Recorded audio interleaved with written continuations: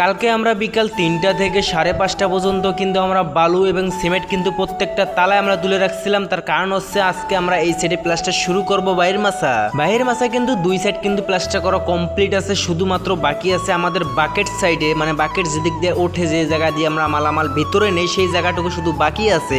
তো আজকে আমরা কিন্তু সেই জায়গায় মাছা দেবো এবং আমরা প্লাস্টার শুরু করব। 4তলা যেহেতু আমাদের প্রজেক্টটা, নিচের 3তলা কিন্তু কমপ্লিট আছে, তো অলরেডি কিন্তু আমরা মাছারা এই জায়গায় নিয়ে এসে পড়ছি। তো এখন মামাদেরকে বললাম যে তোমরা ভালো করে রশিগুলো বেঁধে নিচে চলে আসো, আমরা ভালো করে চাল নিয়ে এবং সিট বিছাবো, এরপর কাজ শুরু করব। যেহেতু আমরা কালকে সিমেন্ট এবং বালু তুলে রাখছিলাম, তো আজকে সকালবেলা এসে কিন্তু কাজ শুরু করতে তেমন আমাদের সময় লাগেনি। আমরা কিন্তু মোটামুটি একটু কাজ করেও ফেলছি। আমরা কিন্তু সানসাইড প্লাস ভীমের মধ্যে কিন্তু মশলা সাবাই ফেলছি, ভীমটাও করে ফেলবো কিছুক্ষণের ভিতরে। এবং আমাদেরকে কিন্তু জলপট্টিও দিতে হবে। আমাদের এখানে কিন্তু বিট সিস্টেমের জলপট্টি, আমরা যেটা গ্যাপটা প্লাস্টার করতেছি এটাই কিন্তু গ্রিল বসবে, তো আমাদের কিন্তু মাপটা অ্যাকুরেট রাখতে হবে।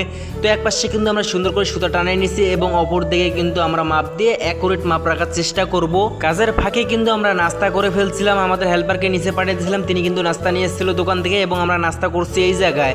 তো আমাদের কিন্তু মাছের কাজ ওকে হয়ে গেছে। তোমরা যদি খেয়াল করো তাহলে দেখতে পারবো যে আমাদের কাজের কোয়ালিটিটা কীরকম হয়েছে ভাই। নিজের প্রশংসা তো নিজে করতে হয় না, তোমরা জাস্ট দেখো যে কাজটা কত সুন্দর হয়েছে ভাই। আমার কথা হচ্ছে ভাই, কে কী করুক না করুক ওইটা আমার দেখার বিষয় না। আমি যে কাজটা করব আমার কাজটা কিন্তু অ্যাকুরেট করার চেষ্টা করবো, মানে আমি কাজটা একদম সঠিকভাবে করব। এখন বাজে হচ্ছে একটা প্রায় 20 মিনিট। তো আমাদের লাঞ্চের পরে এসে যে কাজগুলো করব তার জন্য কিন্তু মশলা তৈরি করে ফেলছে আমাদের হেল্পার।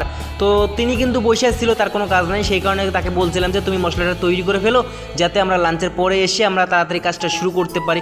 আমাদের মাছের কাজ ওকে আছে। তো এখন আমরা যাবো দুপুরের খাবার খেতে। দুপুরের খাবার খেয়ে এসেই কিন্তু মাছটা নিচে নামাবো, এরপর হচ্ছে মাছের নিচে কাজ শুরু করব আমরা। তোমরা যদি এখন খেয়াল করো তাহলে তোমরা দেখতে পারবা যে আমরা কিন্তু মাছটা নিচে নামাই ফেলছি এবং ওয়ালগুলো কিন্তু ভালো করে ভিজাই নিয়েছি, যদিও তেমন একটা কাজ নাই এই জায়গায়। তো আমি কিন্তু গ্রেডিং দিয়ে ফেলছি, এটা কিন্তু রাপ মেরে রাখছিলাম, যেহেতু মশলা অনেক খাইছিল এই কারণে রাপ মেরে রাখছিলাম। তো এই দিয়ে কিন্তু মামাও কিন্তু গ্রেডিং দিয়ে ফেলছে। তো আমাদের মশলাটা একটু নরম হয়েছে, তো মশলাটা কিন্তু একটু শক্ত করতে বললাম যে হেল্পারকে, যে শক্ত করে তাড়াতাড়ি আমাদেরকে মশলা দাও, আমরা কাজ শুরু করব। এখন বাজে হচ্ছে বিকাল 4:30। তো আমাদের মাছার কাজ কিন্তু ওকে হয়ে গেছে, তোমরা দেখতেই পাচ্ছ আমাদের মাছায় কোনো ধরনের কাজ নাই, আমরা কিন্তু মাছার কাজ ওকে করে ফেলছি। তো এখন আমাদের যে লোকগুলো আছে তারা যাবে উপরে, উপরে গিয়ে কিন্তু রশি লুজ দেবে, আমরা মাছাটা নিচে নামাবো।